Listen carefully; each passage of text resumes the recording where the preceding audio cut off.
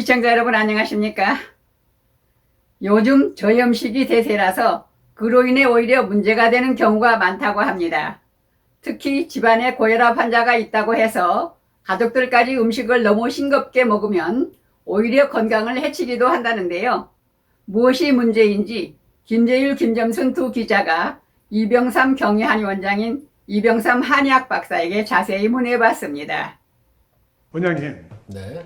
집안에서 음식을 주로 누구한테 맞춰서 간을 맞추는지 예. 그것 좀 한번 말씀해 보시죠. 네. 이 음식의 간이라고 하는 것이 이제 소금의 정도겠죠. 예. 이게 굉장히 사실 중요합니다. 왜? 한 집안의 건강을 좌지우지하니까. 예. 그럼 우리가 술을 마실 때 뭐라고 그래요? 자, 술은 다른 사람 임자죠. 그래서 병권, 내 이 병의 권력은 내가 주고 있다. 예. 그러니까 내가 주어 마시고 안 주면 못 마시고.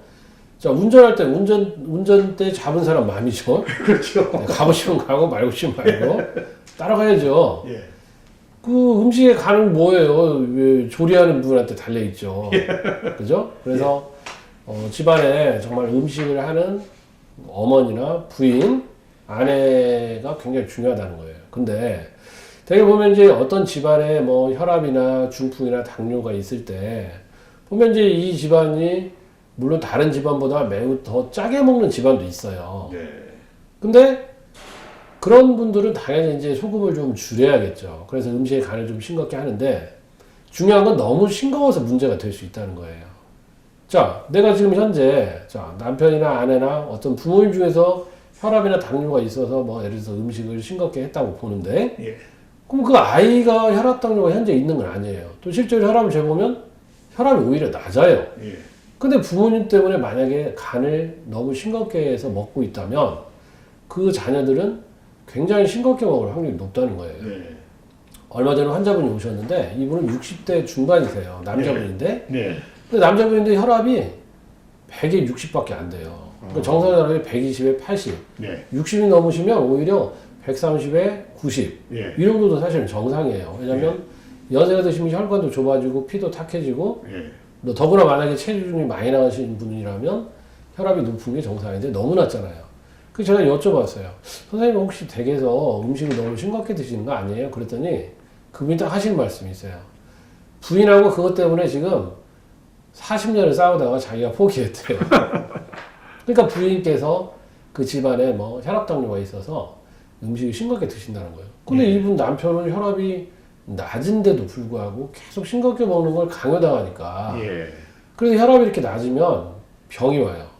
이것을 보상하기 위해서 심장박동이 빨라지니까 심장병이 오고 예. 혈압이 너무 딸리면 뇌 쪽으로 피가 못 가면 나중에 나이가 더 들어서 뇌 쪽으로 계속 이 혈액이 못 가서 산소하고 영양분이 못 가면 치매가 오는 거예요. 예. 그 다음에 뭐 파킨슨병도 올 수 있고 예. 뇌가 또 뇌혈관이 막혀서 뇌경색도 올 수 있어요. 예. 그래서 음식의 간을 볼 때 각자의 현재의 혈압도 보고 그리고 말랐느냐 비만한가 아니면 이 사람의 활동량을 봐서 염분의 정도를 각자 조절해야 됩니다. 같이 사는 식구라고 해도 예를 들어서 어머니가 그 정도의 간을 했다 그러면 필요에 맞게 나는 조금 더 소금 간을 해서 드실 수도 있고 다른 장 종류를 이용해서 간을 좀 더 보충을 해야 될 필요도 있어요. 네. 그래서 한 집안이라고 해서 꼭 간까지 통일할 필요는 없다. 이것을 꼭 살펴야 됩니다. 그래 여러분 건강을 유지할 수 있습니다. 그럼 보편적으로 하라 이 뜻이네요. 네, 그러니까 우리가 중간만 따라가면 좋습니다. 그러니까 혈압 당뇨가 있다 해도 네. 일반 사람들이 선호하는 보통 정도 간을 하는데 일부러 더 싱겁게 할 필요는 없습니다. 절대로. 네. 네. 감사합니다. 네, 감사합니다. 이상으로 실버넷 뉴스를 마칩니다. 시청해주신 여러분 고맙습니다.